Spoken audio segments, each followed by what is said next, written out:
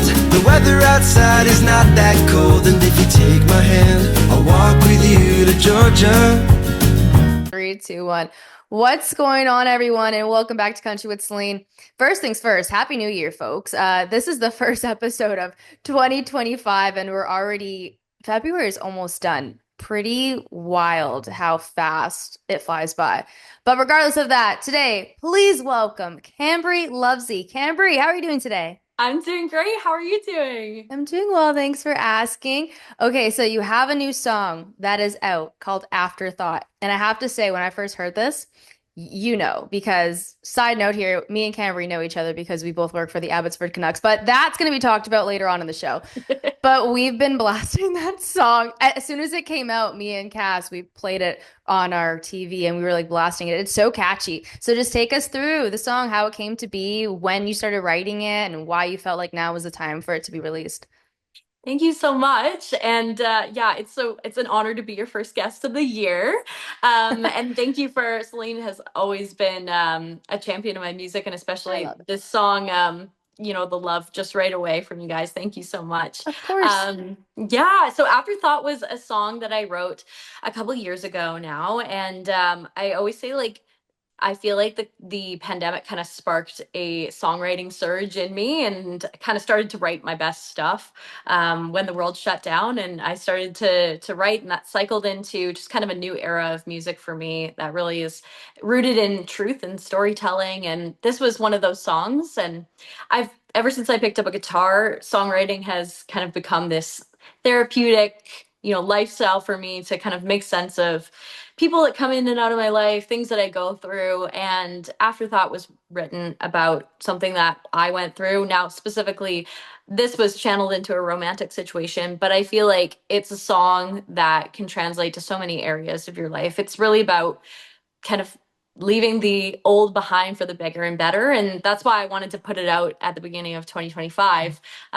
Really just with looking ahead to this year and what I wanted this year to represent for me. I wanted to kick off the year right away with new music. And so we hit the ground running in January. And this song is bold, it's bright. The cover of it is bright pink. So I've got a little bit of pink in the background here to, to Love it, love represent. it. Yeah, and that's how I wanted to step foot into 2025 with honesty and with a song that really reflected who I am in my songwriting. Well, country music is the best genre for that too. So it's the Absolutely. perfect outlet for it. And actually going off of that, COVID was a time where it halted a lot of things, especially for artists. You guys, all you had to do was sit down. You couldn't perform anywhere, right? Like you could not go out to a restaurant or go to a festival. There was no live music. So you were kind of stuck sitting at home writing and writing and writing, which you really got to channel that. And I'm Totally. assuming since we kind of spoke about Afterthought being written, then you must have a catalog of songs that are ready to go for the rest of 2025. You betcha. You read my mind. I definitely have. I write every single day. My notes app on my phone is just full of just miscellaneous bits. My recording app on my phone too is just so many untitled recordings that turn into songs that I take into the studio, and did a lot of recording over the last couple of years and have some songs ready to go. So I will 100% be releasing more music in 2025, and yeah, continue. I have no plans to stop anytime soon. But yeah, it's interesting what you say about COVID. Like for me, I feel like that was a really turning point in my career. I with the world slowing down, it actually opened up a lot of opportunities for me to do a lot of live stream shows and stuff too, which opened up kind of an international audience. I got hired to do live stream shows in England and France, like that was so like that's stuff I wouldn't have been able to do beforehand. So I was doing so many, and I think that's a time when people really got together and embraced the music community, kind of embraced each other as well. And it's a special time I always look back on, and then the songwriting component of it as well. But I always look back on that time, and am thankful that just the world slowed down for a little bit, and we kind of came up with our own ways to navigate that time. No, honestly, I always say COVID, as much as it was a heartbreaking, terrifying Mhm. experience for Mhm. most people, and honestly for all of us once it first happened. It was quite a blessing in disguise as Mhm. well because we really got to slow down, which is Absolutely. not something we would have ever been able to do. Like think of our lives now, we're constantly go, Yeah. go, go. Could you imagine another year and a half just not doing anything, sitting on our couches and watching TikTok videos or streaming Tiger King or Totally. doing like it doesn't seem Yeah. like it just doesn't seem like it would happen. Hopefully it never happens again Yeah. though, but like you know what I mean? So 100%, 100%. I think it, like you and I are around the same age. I think it hit at an interesting time for us, yeah. like in our 20s when like most people that's a time when you're just going for the entirety of your 20s. It was kind of nice to like have that moment of Right. reflection and pause, you know? Yep. So yeah, it's nice to look at it as a blessing in disguise. And yeah, I just think of all the failed baking recipes I tried during that time too. Hey, It's you know not what? good. That's so fair. That's so fair. Even right now to this day, I still can't cook for Yeah, nothing. oh, And me neither. I can't bake, I can't cook. I Me leave that to neither. her. She can do it all. Um, Me neither. I hope to find a man who can cook for me one day because Preach, I don't sister. plan on learning anytime soon. It's gonna be a lot of DoorDash orders to the house, a lot of Uber Eats coming to the house. Okay, but so songs are coming out this year, and you're working towards that. I just want to know, an album EP, like something like that we're working towards the end of the year, or sometime in between. Are we just going to be releasing singles for the rest of the year? Definitely. I I feel like I want to continue releasing a couple more singles and then kind of working towards an album. I know that like my last album hasn't been I haven't released an album since before COVID. So my Mhm. music has changed a lot and I want to be able to reflect that in a full piece of art. Yeah, so I have a few singles that are ready to go as singles and then kind of the next piece that I'm working towards would be an album. Ooh, that's Yeah. super exciting though, Cambree. That's super exciting. Thank you. 2025 is going to be a great year for you. Thank you. I hope so. Yes, fingers crossed, fingers crossed. But a Yes. song that I want to talk about as well, Eye to Eye. Hmm. Girl, just spill the tea on this one. I'm just so curious. Like, who is this about? What is this about? Please tell me the details. Honestly, most songs I write are about a specific person, and usually they can kind of tell by like a little like hint that I drop or like a detail or something. This one was more about being a woman and just existing as a woman and both in like the music industry, in the dating scene, but just kind of being around kind of that confident male energy all the time and being like, you know what, I can bring it, I can dish it right back to you as a girl. And kind of came from like that energy that I feel like I am fired up by so much of, especially in country music, being a woman in country music. We have a long ways to go. And I think that that song was really fueled by that.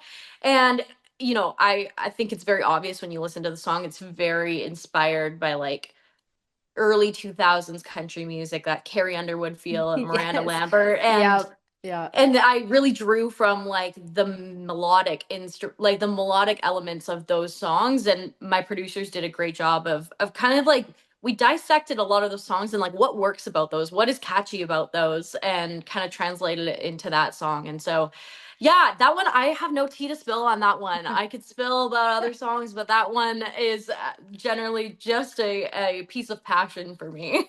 No, that's so fair. I mean, I love that meaning behind the song a lot Yeah. more than if it were to be about specific someone. Yeah, But totally. even going off of that, female in country music and a Yeah. female working in sports.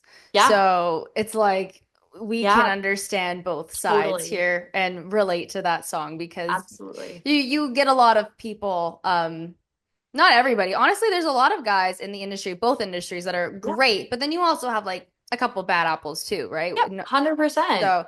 So, everyone can really relate to that song, especially for the girls. But Yeah, absolutely. And Cam, especially you and I both working in both industries can really yeah, relate on that. we can very much vouch for that one there. Okay, but how did you get into music? So, was it something that you grew up always having a passion for? Was is your mom musically inclined? Your dad, grandfather? How did it all happen? Yeah, so my family is nobody's musical across the board, which Okay, is really okay. interesting because people like to argue about like where it came from or like somebody's great grandpa somewhere. But there's nobody can carry a tune on either side, which is hilarious. Nobody plays any instruments, so but my sister also has a bit of musical talent as well, not in the performing aspect. She doesn't want it to be like that, but she can sing and stuff as well, which is awesome. And so it's very surprising that that both of us kind of were musically inclined. And so for me it started, I feel like when I was in elementary school. I don't know why, but I had this vision. I was gonna sing for my class in like grade 1 or 2. And my mom's like, okay, like I was actually a pretty shy kid, and she's like, okay, what are you gonna sing? And I had the Britney Spears Barbie, and I was like, I'm gonna sing Oops, I Did It Again. Nice. She's like, do you know more than one line of that song?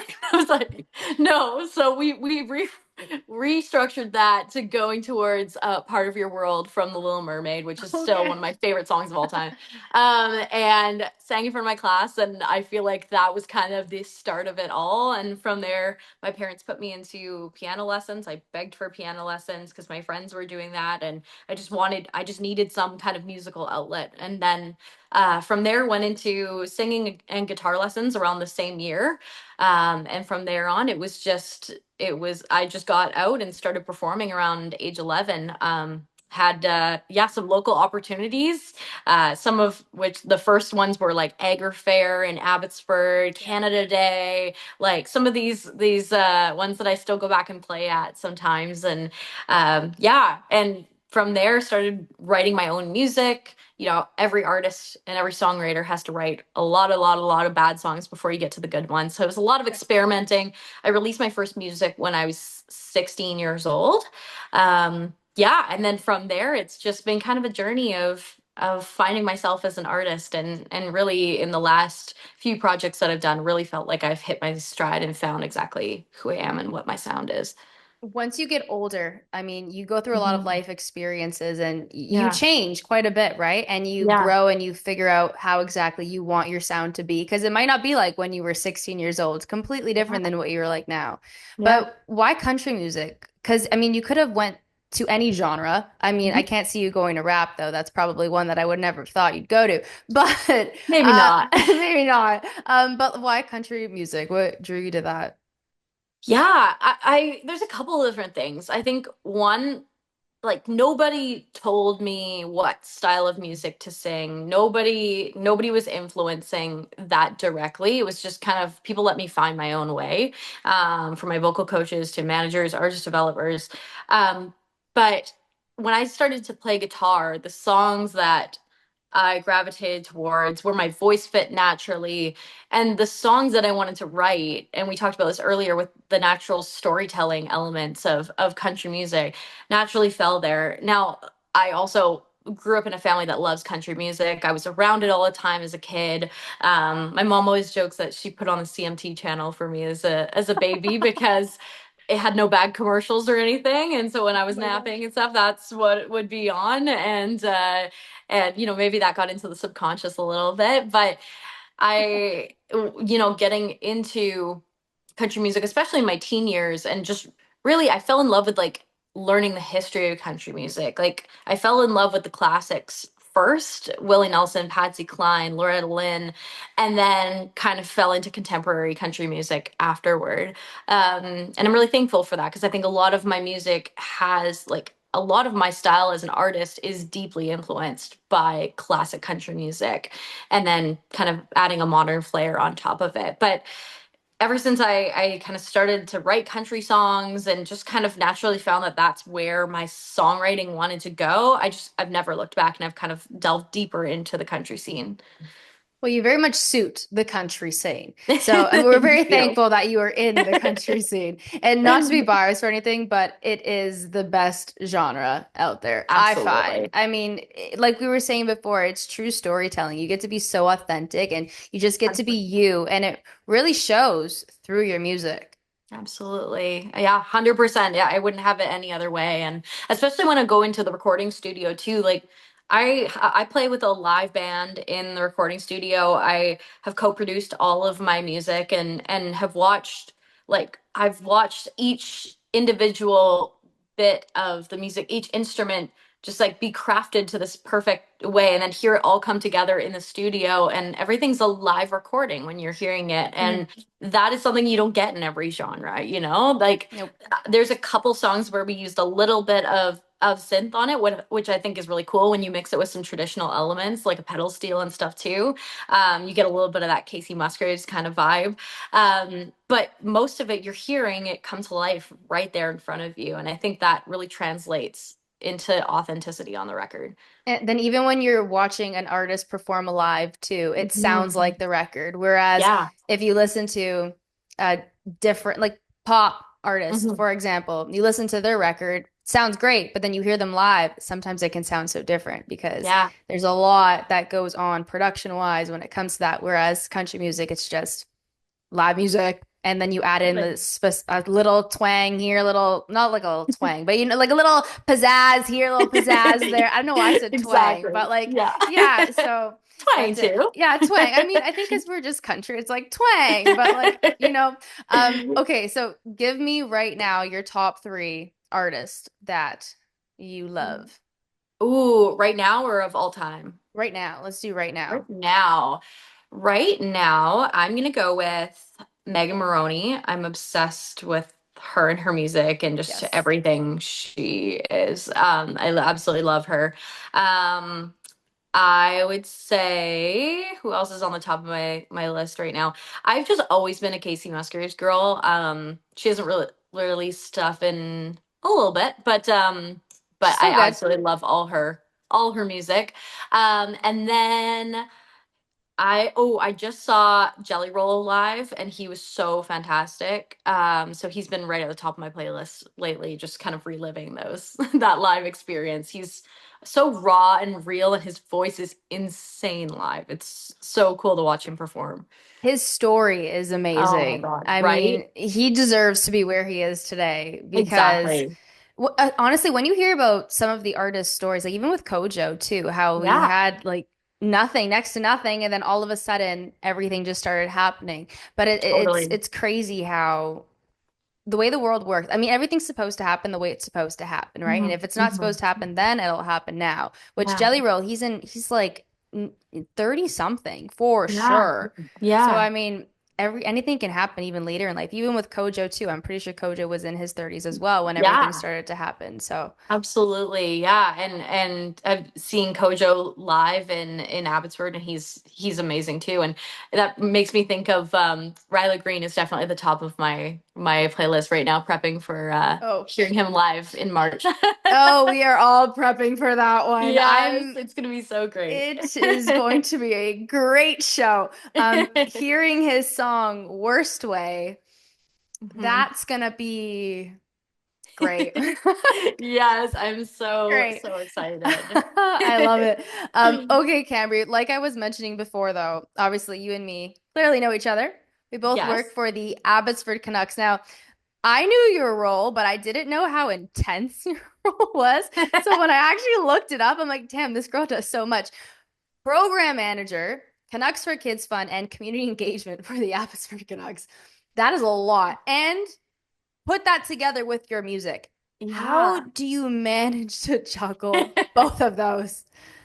Oh my goodness. Well, yes, I absolutely love working in the job that I am, and have been with the team since I got hired a week before our inaugural home opener. So it's been really cool to watch it grow. And so yeah, it's a lot. I've always been someone that has like thrived on a busy schedule.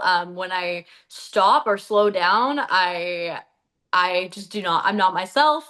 When I am going, I just want to take on more. And I definitely am an extrovert. I bounce off people's energy. And I think it helps when you love what you do and you are living your passions. And so yeah, I'm thankful to be a woman in sports and also a woman in country music, and both kind of feed into each other really nicely. You know, I grew up in the entertainment world, and getting to work in sports as well as my 9 to 5, it really feeds in really nicely. And in the community engagement side as well, a lot of the work that I'm doing is to make Abbotsford and the Fraser Valley a better place to live through entertainment and sports and connecting people. And I think at the end of the day, like people are a huge passion of mine, and that comes Yes. through music, in storytelling, performing, connecting with people through that, and then also in the line of work that I do with the Canucks. So yeah, everything kind of blends into this like magical life that I've kind of created, and it works for me. And yeah, I'm very thankful that I have so much awesome stuff You know, in my life. Yeah. it suits you perfectly. I Thank mean, I you. feel like you're the community girl. Everybody knows you. Like you are so intertwined with the community of Abbotsford, and nobody has anything bad to say about you. It's always Oh, like thank she's the you. sweetest girl ever. Yeah, she sings. Oh. Have you heard her sing? She's amazing. So many times too, people like I'll be walking around the Mhm. arena because I'm the in-arena host. Funny enough, Yes. guys, actually, sides backstory here. She used to be the in-arena host, and I stole her job. Yes. I'm kidding. I did not steal her job. I'm kidding, guys. No. No, no. But so when I'm walking around the arena, some people even come up to me and they'll be like, "Oh, Cambree, like Cambree used to do your job. Like, is she still here?" And I'll tell them, and then they have the Mhm. nicest things to say about you Oh, all the thank you so time. much. You know, Oh, no, that's so it's. sweet. I'm just being honest. Honestly, I would have told you this off the record, but I mean, since we're chatting on the record, I'm like, here we go. It's a casual Thank you. conversation. But I love it. Thank you so much. And right back at you too. I hear nothing but amazing things about you, thanks, and Cambree. I couldn't have passed the mic on to a better individual. So I love it. it's fantastic. I think now next time what we need to do is you need to be performing at a festival and I need to Yes. open up for you and be like, everybody, please Oh my gosh. welcome. Yes. Right? I Yes. think we The gotta two of us some need to show up together somewhere. yeah, we We really both do exist. yes, right. We're gonna come as a package deal from now on. Exactly. Anywhere in BC, it's gonna be Cambree and Celine. So Yes. Double actually, C. yeah, double C's. That works so well, actually. So we should actually try to Love figure it. something out. But with the summer coming around the corner, it's gonna come Mhm. here fast. So what do we have planned so far for this summer? Any festivals, events that you're performing at, or even right now? Because I saw you're performing at the barn this Saturday Mhm. or Sunday, I Yeah, believe. this Yeah. Saturday. Yes. So I'm so excited about the barn. The barn is a brand new country bar that just opened up in BC. It's 2 floors. So I heard they're trying to get a mechanical bull in there too soon. So I don't know if that'll be there for this weekend or not, but I am so excited. This will be a band show. We're playing all night long. So that's it's we're talking about, COVID, and a lot of things closed down in COVID. A lot of the country bars around here weren't able to survive, and now in the last few years they're really starting to open back up again. So as an artist, it's really awesome to have places to play again with, there's a lot of awesome places that I play acoustically, but to have places that we can have a full band up there and have people partying and stuff, it's so fun. So I'm really looking forward to it. So yeah, if anyone wants to come out to that one, it'll be a blast. I'm also gonna be playing at Rusty's in May as well, which is another local country bar with my band. So super excited for those. And then right now, just in the process of filling up my summer. Summer gets so busy for me. I feel like last summer I played like 3 to 4 shows a week, all summer long. Yeah, that's when I hit the ground running for Yeah. sure. As most artists do. It's like December Yep. and the summer are like super busy performing seasons. So I will be performing as much as possible. I am hoping to take a little trip to Nashville soon as well. Just kind of looking at that. And then I'll be at the CCMAs in September as well. Are you gonna head up to the Oh, CCMAs? They're yes, in gonna be in Kelowna. BC. I Yes. know. I mean, So if you're living you in got to. BC, you have to go. You You, have to go, you right? can't not go. And Kelowna is stunning. So, Yes, exactly. I'm like, like, of course I'm going. easy And I'm gonna money. drink lots of wine while I'm there too. Yes, you got to go on the wine tours for sure. Yes, And we're gonna drive exactly. up because Yeah, it's so close. We don't even need to pay for exactly. a flight. Just hop in the car, a Exactly. couple hours. I But love it. honestly, It'll be so fun. Yeah. this year's gonna be good. I mean, it's gonna be really good for you, music wise, and Mm, also the fact that the Country Music Awards are in BC, in Kelowna. totally. Go off. It's Absolutely. gonna be great. But if Yeah. anybody is around, the barn's in Surrey, so you definitely want to Yeah. go and check that out. It honestly it seems like it's gonna be so much fun. I've never been there yet. Gotta go there. But I think if they do have the bull there, you should get on the bull and do a song. Oh my gosh, that That'd would be be cool, iconic. right? That would That be so iconic. It's kind of a hidden talent of mine is the mechanical bull. So I feel like we could make at least like a chorus of a song work on there. I don't know if I right. could last the whole song, but Just like a little bit. I mean, you can use one hand to hold the mic and the other hand to hold on, so it's like it's exactly. fine. That would be so iconic. That's how I'll make my entrance into next show. Please, please do that. And I don't know why, but the song that I can just see you sing on that is Eye to Eye. It just gives a badass like sort of vibe. Like this is Yes. perfect. I Oh, I love love it. Yeah, no, that'd be great. But anyways, Camry, thank you so much for hopping on Thank Country with you. Celine. It's so nice chatting with you. Have so much fun this weekend at the barn, Thank and if you. you guys are around, definitely go check her out. And go stream her music, Apple Music, Spotify, however you get your music. Go and find Cambree Lovesy. She is on there. And also, if you want to come to an Abbey Canucks game, we will be there. So if See you you there. live in the Abbotsford area or anywhere near, even if you live downtown Vancouver and you want to come out, come support your girls, support your team. And yeah, but again, thanks, Cambree. Appreciate you coming on. Thank you so much for having me. It's been a blast. Thank you.